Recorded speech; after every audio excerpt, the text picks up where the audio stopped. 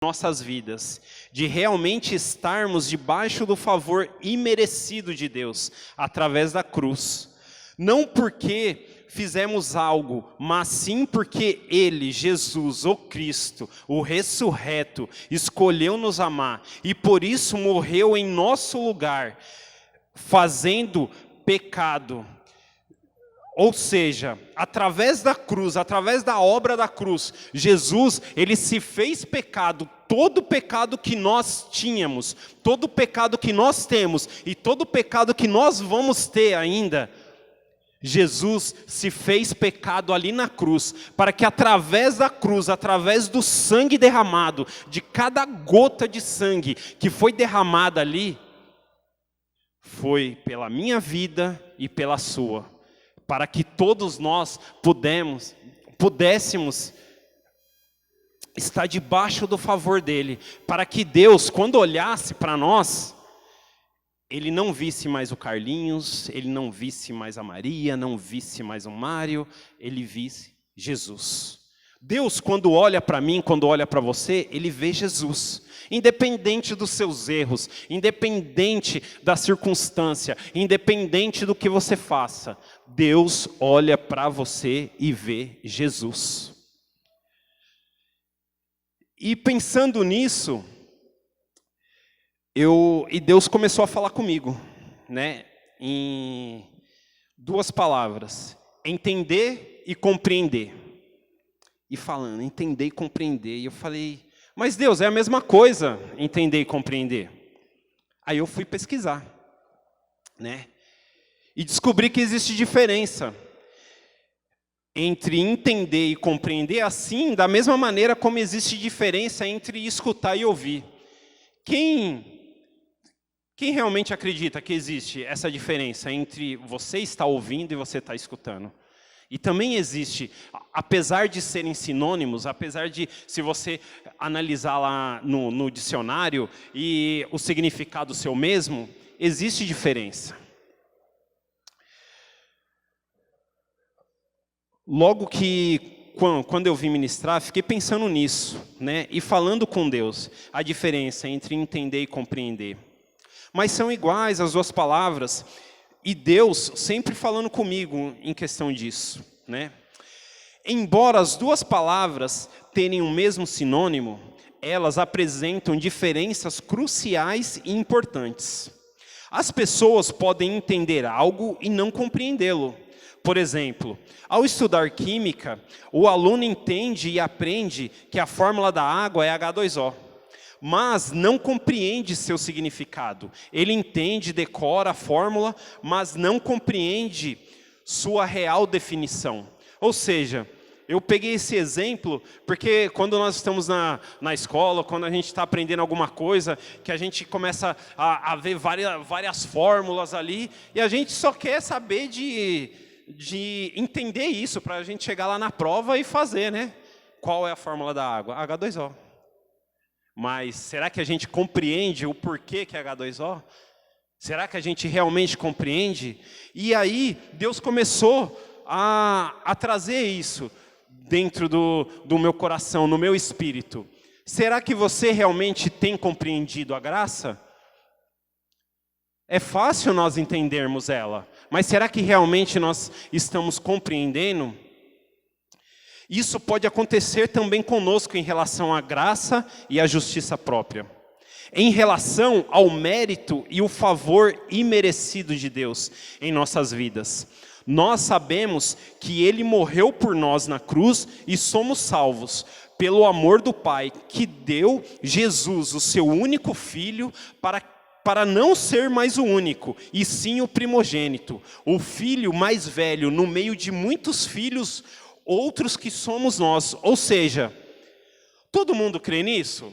Todo mundo crê que realmente você é filho de Deus através de Jesus? Você crê nisso? Que hoje Deus olha para você e fala: você é meu filho amado em quem eu tenho prazer? Através da cruz. Isso é graça de Deus. Mas o Senhor falou assim para mim: se você realmente compreendesse a graça, você não estava, ora, vivendo no favor imerecido e ora vivendo no outro favor, no favor merecido, aonde você quer os seus méritos. Aí eu falei, peraí, como assim? O que está acontecendo? Tem hora que eu sou filho, tem hora que eu não sou filho? O que é? Quando eu saio do favor? Porque até então eu creio, eu sei que eu sou filho de Deus, que Jesus morreu na cruz por mim. E por quê? Quando eu saio do favor? E isso, comecei a orar, comecei a meditar e conversando com Deus. E aí Deus me levou lá em Mateus 20. Abram suas Bíblias lá em Mateus 20. Nós vamos ler do 1 ao 15.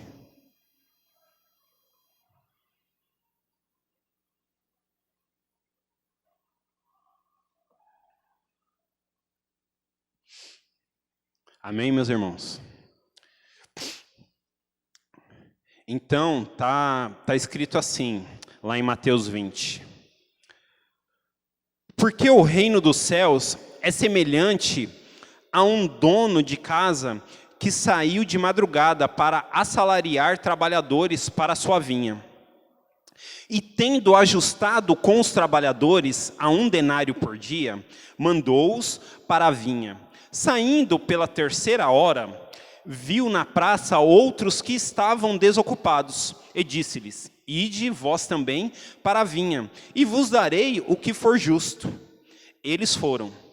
Tendo saído outra vez, perto da hora 6ª e da 9ª, procedeu da mesma forma.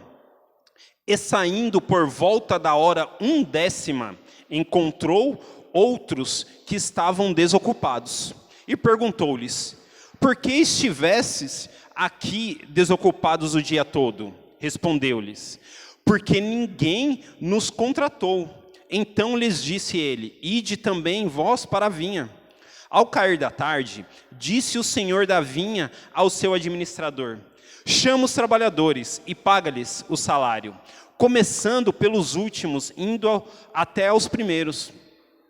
Vindo os da hora 1/10, recebeu cada um deles 1 denário.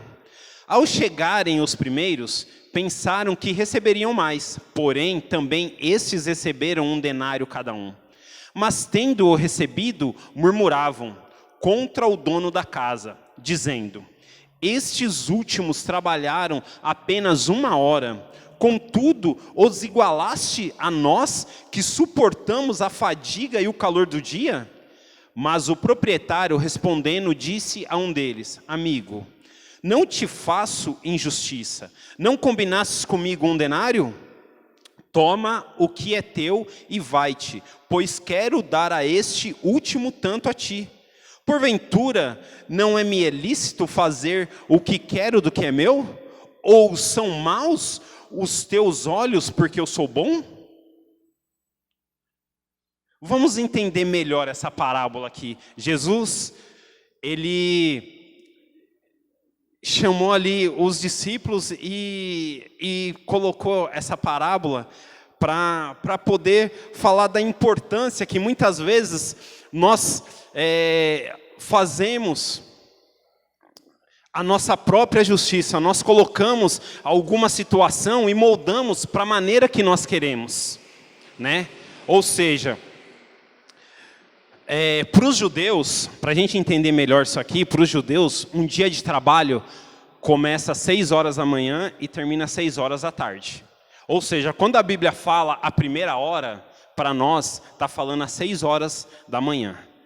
Aí ele buscou trabalhadores, né? Na primeira hora, aí na 3ª hora, que é 9 horas, depois na 6ª hora, que é meio-dia, depois na 9ª hora, que é às 15 horas, ou seja, às 3 horas da tarde, e por fim, na hora 1/10.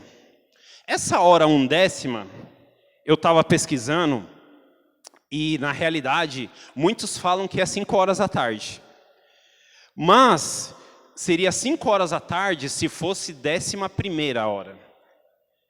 E na realidade é hora 1/10, é uma fração. E eu pesquisando, eu fui ver que nos dias de hoje, para nós entendermos, essa hora 1/10 faltava 5 minutos para 6. Ou seja, era 5 para 6 que foram chamados os últimos trabalhadores. Agora me responda uma coisa, meus irmãos. Imagina você chegando lá às 6 horas da manhã, começou a trabalhar, trabalho árduo, cansado. Aí, 9 horas da manhã, foi a hora do café, aí chegou uns outros para trabalhar. Meio-dia, hora do almoço, chegou outros. 3 horas da tarde, um cafezinho da tarde, aí chegou gente para trabalhar. Nossa, chega nessa hora. 5 para 6. O cara já está olhando no relógio, já só esperando o sinal para poder ir embora. Aí chega outro para trabalhar. O cara nem suou, não deu nem tempo de pegar na enxada direito e acabou o turno. Tá bom. Aí eu imagino a cena, o senhor foi lá, chamou o administrador, falou, ó, começa a pagar do último para o primeiro. O último que foi chamado. Eu imagino uma fila ali, aí começando.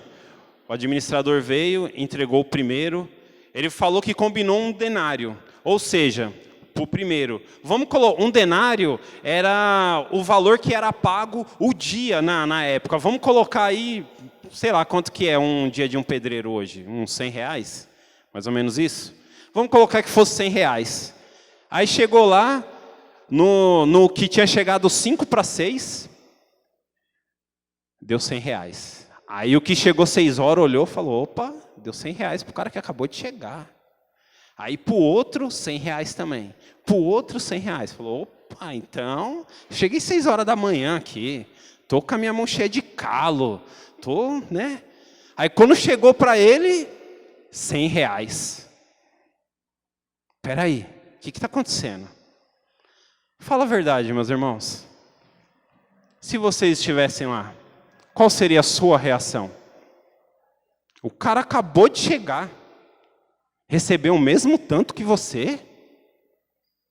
Tem alguma coisa errada aí, não tem não? A palavra fala que eles começaram a murmurar. Eu imagino. Fala, esse cara, como ele tem coragem de fazer uma coisa dessa comigo? Fiquei o dia todo aqui trabalhando, me esforçando, dei o meu melhor aqui e ele tem coragem de fazer isso comigo. Não é possível. O cara acabou de chegar agora. O cara e recebeu o mesmo valor que eu. Não, nunca mais eu venho nesse lugar. Pode me chamar, pode falar que vai me pagar 200 denários, eu nunca mais vou vir neste lugar. Isso não é possível, não tem cabimento uma coisa dessa. E o Senhor chega e fala, mas qual foi o nosso combinado? Não foi R$100? Por que você está questionando? Por que você está dizendo que eu sou mal, se eu combinei com você R$100? Não cabe a mim dar o valor que eu quero? Eu quero dar R$100 para aquele que chegou há 5 minutos? O dinheiro é meu, eu faço o que eu quero. Por quê? Fala a verdade, irmãos. Você também não ficaria bravo? Hã? Quem que não ficaria? Vendo aquilo, pensou que ganharia mais. Afinal, eles estavam o dia todo ali e aqueles tinham acabado de chegar praticamente. Mas não receberam e começaram a reclamar. Eu imagino que falavam como isso é possível, uma pessoa ser tão injusta assim. Será que ele não viu o tanto que eu me esforcei? Teve coragem de fazer isso comigo, logo comigo? Eu não mereço ser tratado dessa forma. Eu não mereço que as pessoas façam isso comigo. Ele está pensando que eu sou quem? Muitas vezes esperamos algo de Deus e não acontece na hora que achamos que vai acontecer, ou não da maneira que esperamos. mas estamos trabalhando, fazendo, servindo e ansiamos por isso. E até fazemos plano, mas não vem. Vamos trazer para o nosso contexto. E aí você está jejuando, está orando, conversando com Deus e pedindo algo. E você vê as coisas acontecendo, que está caminhando em direção a isso. E você fala, é agora. Só que chega na hora e não acontece. Ou não acontece da maneira que você quer. E aí você fala, mas Deus, eu venho nos cultos, eu vou na célula, Deus, eu sou dizimista, Deus, eu sou tia da classinha, Deus, eu sou líder, eu faço parte do louvor, eu faço parte do diaconato, Deus, eu faço tanto, Deus, e por que o Senhor fez isso comigo, Deus? Eu esperava tanto esse momento e não aconteceu. Meus irmãos, nesse exato momento que a gente começa a entrar nesse questionamento, a gente começa a dizer para Deus que nós somos merecedores daquilo, pelas coisas que nós fazemos. Nós começamos a entrar no nosso mérito. E quando nós começamos a entrar no nosso mérito, automaticamente, nós começamos a ser movidos pela nossa alma. Começamos a ser movidos pelos nossos sentimentos. E não se engane, a nossa alma leva para a carne. E a nossa carne leva para a justiça própria. E no momento que nós estamos na justiça própria, nós não estamos debaixo da graça. Nós não estamos debaixo do favor. Não se engane. E isso acontece com todos nós. Se a gente ler lá em Gálatas 5:4, fala assim: de Cristo vos desligastes, vós que procurais justificar-vos na lei, da graça decaíste. É isso que Paulo está falando para os Gálatas. Ou seja, a partir do momento que nós começamos a trazer a nossa vontade própria, nós começamos a buscar as coisas pelo nosso merecimento, pelo nosso mérito, nesse exato momento, nós nos afastamos de Cristo. Nesse exato momento, nós estamos vendo toda a obra da cruz e estamos deixando de lado, falando assim: Jesus, isso que você fez na cruz foi muito legal, foi muito bom, mas nesse momento isso não serve de nada, porque o que serve é o que eu fiz.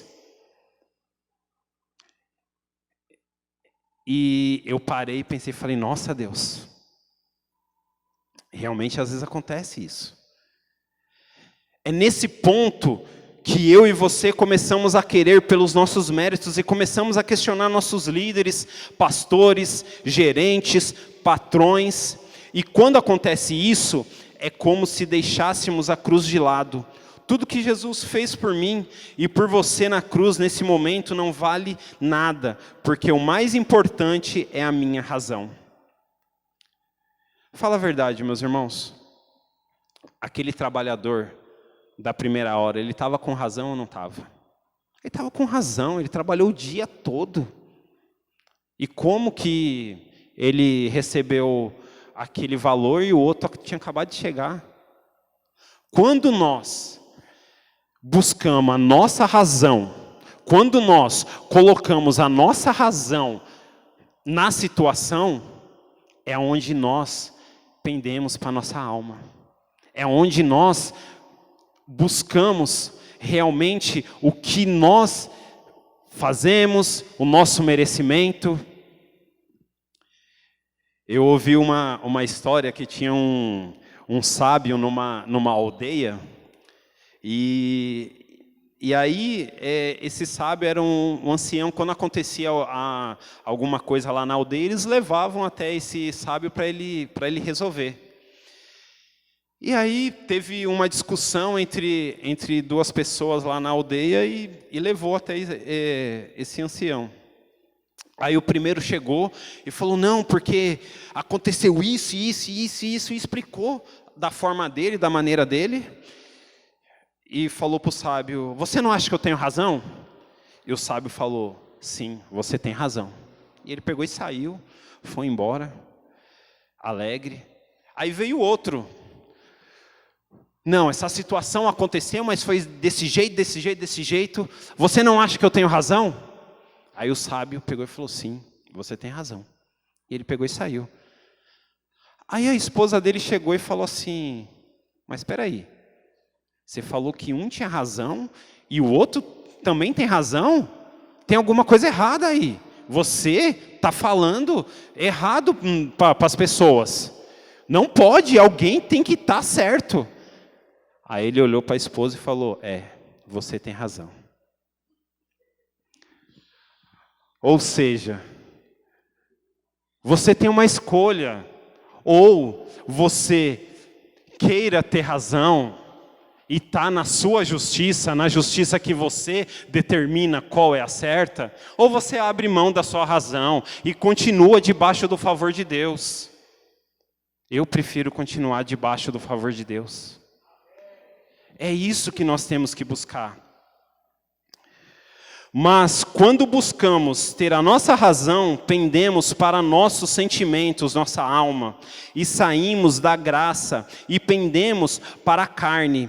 E não se engane, a carne sempre pende para a justiça própria, ou seja, para a lei.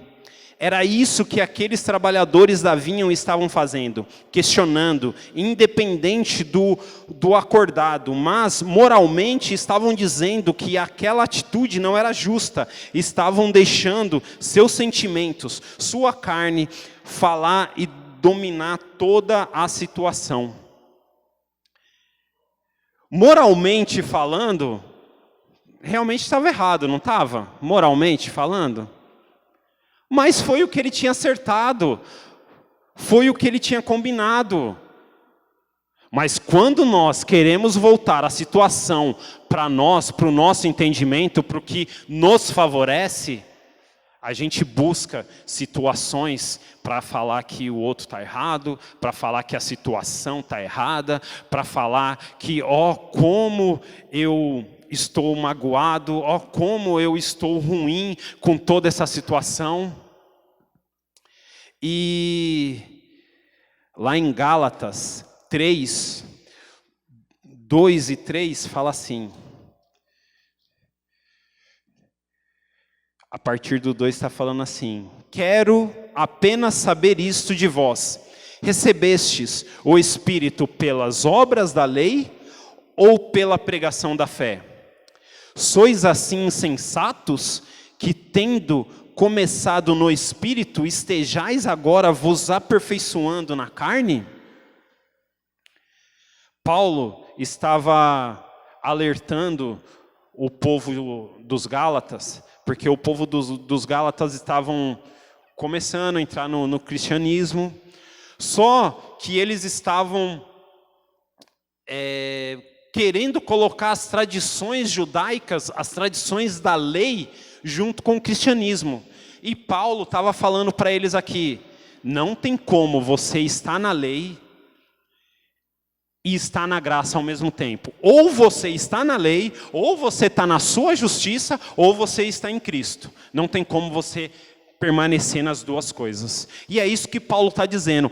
Como que você conheceu a Cristo, você tem entendido quem é Cristo através do Espírito e agora você está querendo transformar isso em lei? Não faz sentido. E quantas vezes nós também somos dessa maneira? Começamos a colocar barreiras. Não, peraí, isso daqui eu não vou fazer porque por causa disso, isso daqui você não pode fazer por causa disso, aí fica um quadrado, aí você não vem aqui, aí você não vem aqui, aí você fica preso ali, fala, não, eu tenho que agir dessa forma, eu tenho que fazer assim, e você está preso, você não consegue andar, não consegue fazer nada. E aonde que isso te leva? Isso te leva ao cansaço. Isso te leva a uma vida totalmente cansativa. Aí tudo começa a ficar cansativo. Ir para o culto começa a ficar cansativo. Ir para a célula começa a ficar cansativo. Vir nas reuniões começa a ficar cansativo. E aí o fardo começa a ficar pesado. Ninguém aguenta dessa maneira. Por isso que Jesus falou, eu troco o fardo com você, carrego o meu fardo. E que fardo é esse que Jesus está falando? É o favor imerecido. É você saber que nele você pode todas as coisas. É saber que nele, através dele, você é filho amado. Você não precisa se preocupar em fazer isso ou fazer aquilo. Não é isso, irmãos. Eu não estou falando para você sair daqui e sair pecando. Não é isso que eu estou falando. O que eu estou falando para você é que existe um monte de regras criada, que essas regras só traz peso para a nossa vida. Sendo que, a partir do momento que nós nos colocamos realmente em Deus, a partir do momento que nós nos colocamos realmente em Cristo, tudo se torna maravilhoso. Tudo se torna maravilhoso.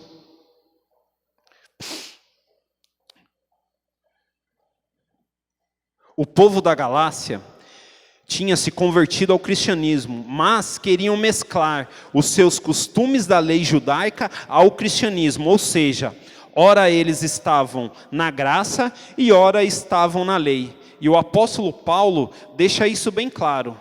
Não tem como estar em Cristo vivendo na lei.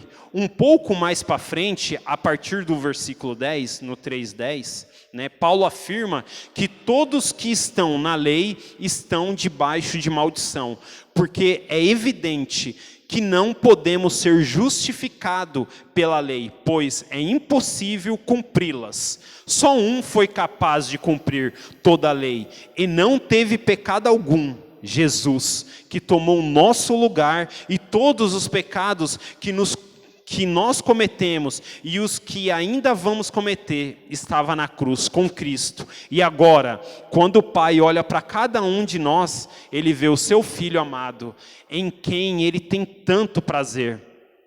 Lá no 3:10, Ele fala, todos quantos, pois, são das obras da lei estão debaixo de maldição, porque está escrito, maldito todo aquele que não permanece em todas as coisas escritas no livro da lei, para praticá-las. É evidente que pela lei ninguém é justificado diante de Deus, porque o justo viverá pela fé.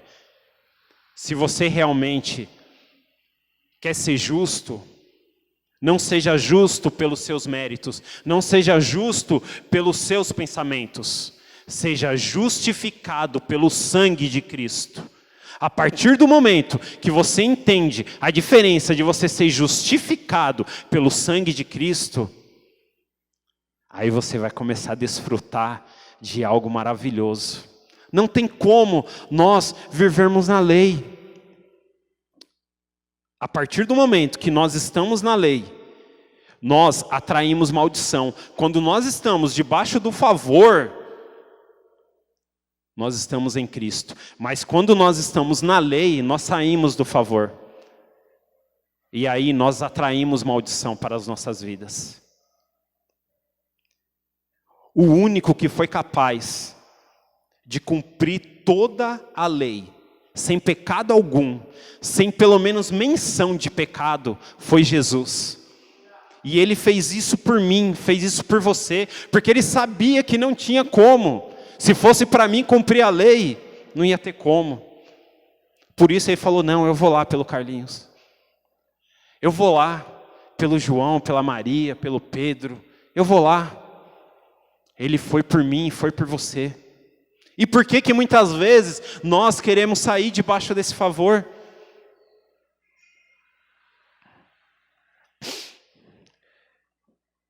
Mas quando buscamos nossa razão, nossa justiça própria, ou seja, nossa carne, nossa compaixão, nosso amor, também deixa de existir. E começa a raiz da amargura.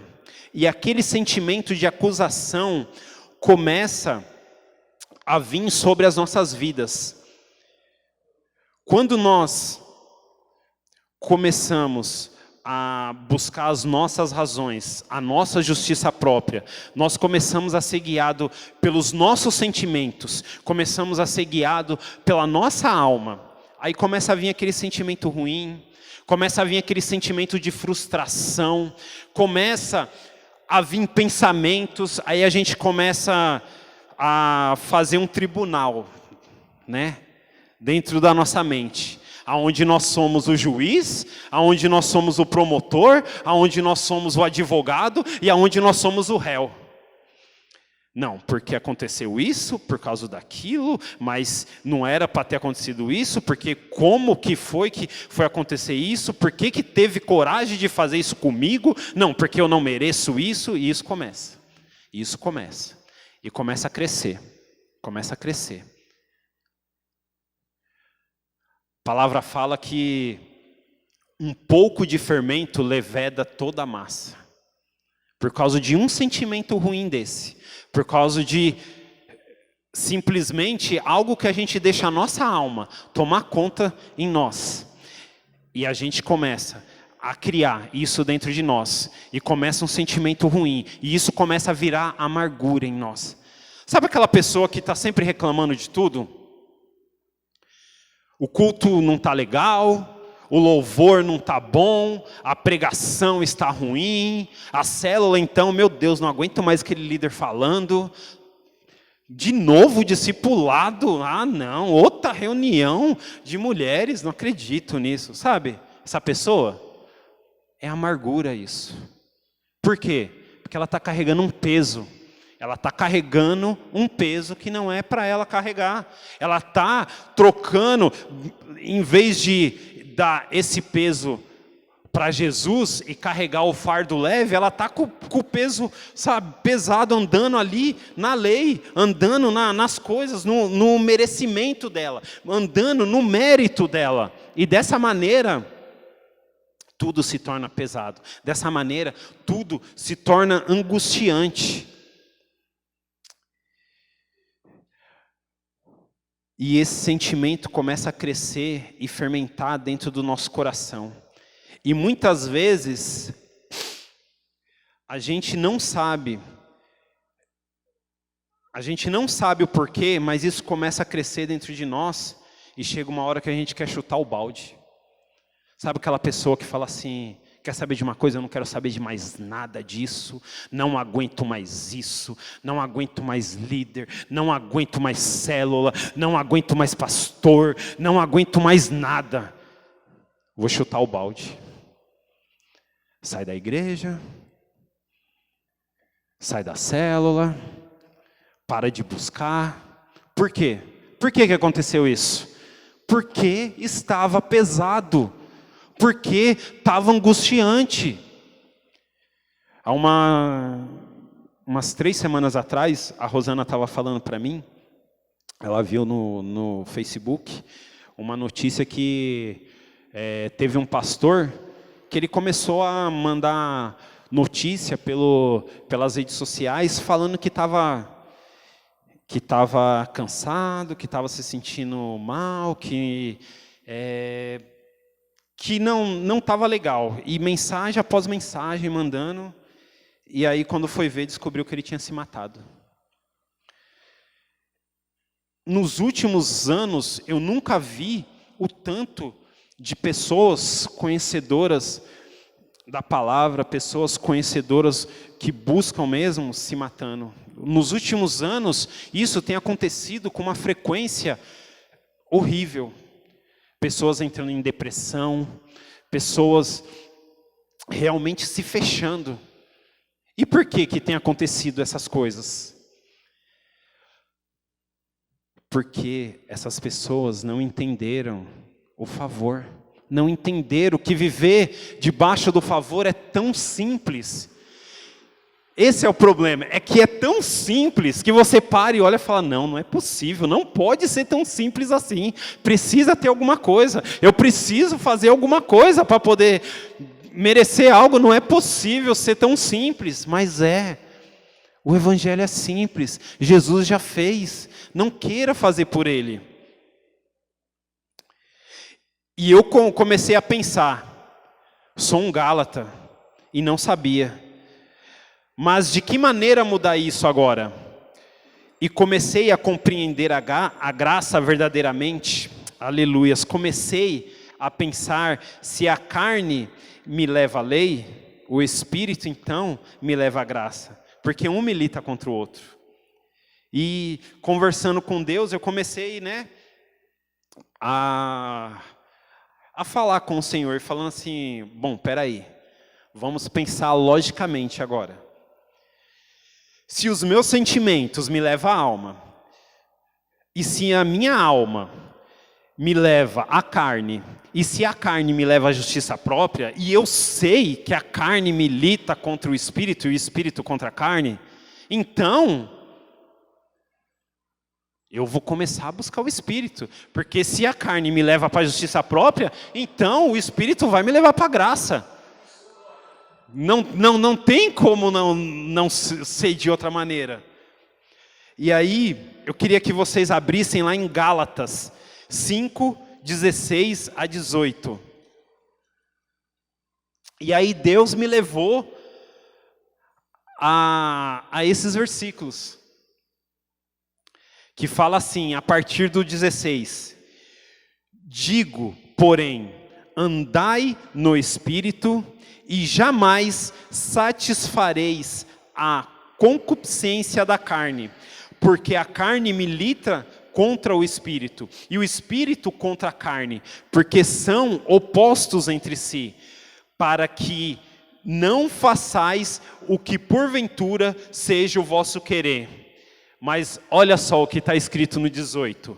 Mas se sois guiados pelo Espírito, não estais sobre a lei. Vamos ler o 18 de novo? Todo mundo junto? Eu vou contar até 3, aí todo mundo junto nós vamos ler. Tá bom? Tá aqui? Ah, tá. Olha lá. 1, 2, 3. Mas se sois guiado pelo Espírito, não estais debaixo da lei. Aleluias! Quem pode dar um glória a Deus por isso, meus irmãos? Vocês estão entendendo? Vocês estão compreendendo? É Deus falando. Você quer estar na lei? É simples, comece a buscar em Espírito. Comece a buscar as coisas do Espírito. Comece a buscar em Deus. A partir do momento que começamos a andar no Espírito, é automático. Estamos na graça. E quando estamos na graça, estamos no Espírito. Porque através de Jesus, que morreu na cruz, por nós somos justificados pelo sangue, ou seja, somos justificados, separados, e por isso quando Jesus subiu aos céus, ele disse, eu vou, mas deixarei o Espírito Santo, e agora ele habita em nós, ou seja, Deus Pai, Deus Filho, Deus Espírito Santo, nós sabemos que os três são um, correto? E se a partir da cruz de Cristo, o Espírito Santo de Deus começou a habitar em nós, Jesus também habita em nós através. E Deus Pai também habita em nós. E da mesma forma como Jesus e o Pai é um, nós também somos um com Ele. Meus irmãos, não tem como nós andarmos na lei. Nós temos uma escolha, ou nós escolhemos andar pelas nossas razões, ou nós escolhemos andar pelas nossas vontades, ou nós escolhemos andar pelos nossos sentimentos, ou nós deixamos tudo isso de lado e falamos, Senhor, toma as minhas decisões por mim, Senhor, eu quero andar segundo o que o Senhor tem para mim, porque eu não sei o que é bom para mim. Eu não sei o que vai acontecer amanhã. Eu não consigo olhar através dessa parede. Eu sou limitado, mas o Senhor sabe e conhece. O Senhor sonda o meu coração. Somos um com Cristo, assim como Ele é um com o Pai. Em Efésios 1, 13 e 14, Vamos lá em Efésios 1, 13, 14. Fala assim, ó. Em quem também vós, depois que ouvistes a palavra da verdade, o evangelho da vossa salvação, tendo nele também crido, foste selado com o Santo Espírito da promessa, o qual é o penhor da nossa herança, até ao resgate da sua propriedade em louvor da glória. Aleluias. Aqui está falando que nós somos propriedades de Cristo e por isso Ele vem nos buscar. E o Espírito em nós testifica a certeza do amor dEle sobre eu e sobre você. Não tenha mais dúvidas, Ele te ama, você é filho amado, por isso não saia do favor imerecido. Você vive debaixo do favor imerecido do Pai. Ele está a todo momento cuidando de você. Ele está a todo momento cuidando da sua vida. Quando nós entendemos, aí eu comecei a entender o porquê que a palavra fala que onde abundou o pecado, superabundará a graça. Lá em Lucas 17, tem a parábola dos 10 leprosos. E Jesus, quando estava passando ali, ele estava na divisa entre Samaria e a Galileia. Aí ele estava passando e veio esses 10 leprosos. E esses 10 leprosos ficaram meio de longe. Esses 10 leprosos ficaram meio de longe porque eles não poderiam chegar. Porque eles não poderiam chegar próximo. A lei dizia que eles não poderiam chegar próximo. Até porque a lepra é uma doença contagiosa. E aí eles chegaram para Jesus e falaram assim: Senhor, nós queremos ser curado dessa doença, dessa lepra. E Jesus falou para eles: vai e conte aos sacerdotes.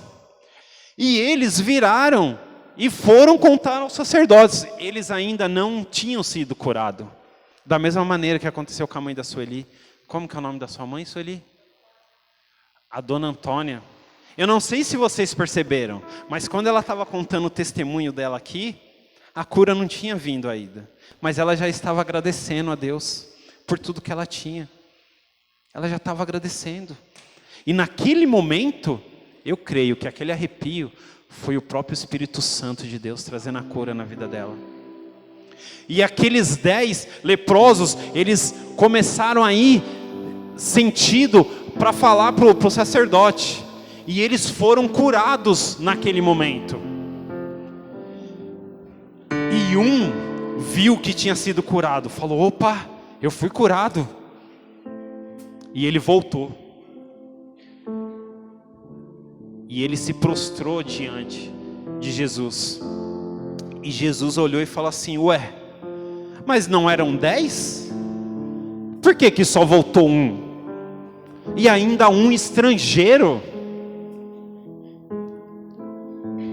E eu comecei a meditar sobre isso. Sabe por que aqueles 9 não voltaram, meus irmãos? Porque aqueles 9 homens, eles também eram judeus. Talvez eles pensaram assim: bom, Jesus é judeu. Nós sabemos que Jesus cura. Nós sabemos que Jesus, Ele muda, Ele transforma. Nós vamos lá e vamos pedir para Ele nos curar. Com certeza Ele vai nos curar. E foi o que aconteceu. E aí, quando eles viram que estavam curados, eles falaram assim: é lógico que eles iam nos curar. Afinal de contas, nós somos judeus. E Ele também é judeu. Por isso Ele nos curou. Ou seja, eles estavam achando que aquilo ali era por mérito deles. Que eles estavam sendo curados porque eles eram judeus. Mas o outro, o estrangeiro, o samaritano, se ajoelhou aos pés de Jesus e falou assim: Senhor, eu sou estrangeiro, eu nem merecia estar aqui, mas o Senhor me curou. Quando nós entendemos que nós não merecemos, mas mesmo assim o Senhor faz por amor a nós, aí a nossa visão, a nossa ótica começa a mudar. Quando você entender que a sua esposa é um presente de Deus na sua vida, você vai começar a olhar para ela de uma maneira diferente. Quando você entender que o seu esposo é algo precioso que o Senhor colocou na sua vida, você vai começar a olhar para ele de maneira diferente. Você não vai olhar para ele e falar assim: ele está comigo porque ele não tinha outra pessoa, fui eu que decidi estar com ele, por isso que ele está comigo, porque se eu não quisesse ele não estaria. Isso é mérito. Agora, quando você olha, eu tenho falado isso para a Rosana direto, eu chego para ela e falo assim: Deus me ama muito, Deus me ama muito porque me deu você, eu sou um privilegiado de ter você como esposa. Quando você entender isso, seu relacionamento vai começar a mudar, os seus olhos vão começar a mudar em relação à sua esposa, em relação ao seu esposo, e não só na questão familiar. Você vai começar a entender que você é agraciado do Senhor pelo fato de você estar aqui hoje sentado nessa cadeira, que você é agraciado do Senhor pelo fato de nós termos uma banda maravilhosa, ministros. Você vai começar a entender que você é agraciado do Senhor pelo fato de você ter que levantar amanhã cedo e ir trabalhar. Você vai começar a entender que você é agraciado do Senhor pelo fato de você ter o seu carro, pelo fato de você ter a sua casa. Não sei qual é a situação, se a sua casa é de aluguel, mas o Senhor está te agraciando porque você está podendo pagar o aluguel. A sua visão começa a mudar quando você começa a estar debaixo do favor. E aí eu comecei a pensar, né? Bom, se é pelo Espírito que eu tenho que andar, peraí, aí tá fácil, né? Porque tem uma receita, quem que não conhece? Lá em Gálatas 5, a partir do 22. Do 22 ao 25, fala assim: mas o fruto do Espírito é amor, alegria, paz, longanimidade, benignidade, bondade, fidelidade, mansidão, domínio próprio. Contra essas coisas não há lei. E os que são de Cristo Jesus crucificaram a carne com as suas paixões e concupiscências. Se vivemos no Espírito, andamos também no Espírito. Aleluias. Aí eu falei: então tá fácil, Deus, tem uma receitinha aqui. É só eu começar a ser amoroso, é só eu começar a ser benigno, é só eu começar a ser manso. Aí Deus falou: parou? Pode parar. Se eu, sinceramente, eu confesso para vocês que eu não consigo fazer tudo isso daqui não. E se porventura eu conseguir algum desses itens, eu vou conseguir algum desses itens, mas vai ser pelo meu mérito. E aí eu vou estar voltando para a lei novamente. Aí Deus falou assim: esse é o fruto do Espírito. Não é o fruto do Carlinhos, não é o fruto da Joana, não é o fruto do Mário, é o fruto do Carlinhos. Lá no 22 está escrito assim: mas o fruto do Espírito. Ou seja, a partir do momento que eu começar a buscar o Espírito, que eu começar a andar em Espírito, que eu começar realmente a falar: Senhor, que a Tua presença que está em mim, que a Tua presença, que o Teu Espírito que habita em mim, começa a se manifestar na minha vida, todas essas coisas vão ser natural. Eu não vou precisar me esforçar para ser amoroso, eu não vou precisar me esforçar para ser manso, vai ser natural. Tudo isso vai acontecer naturalmente na minha vida, porque não vai ser eu, vai ser o Espírito Santo de Deus me conduzindo. Quantos querem ser conduzidos pelo Espírito? Quantos querem ser verdadeiramente, deixar as suas razões de lado, deixar as suas vontades de lado, o seu eu, o seu ego, falar: eu não quero mais isso, eu quero o que o Senhor tem para mim.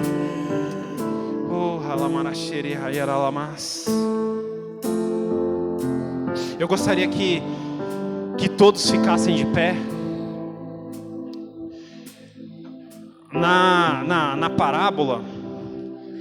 Na parábola ali do Senhor da vinha,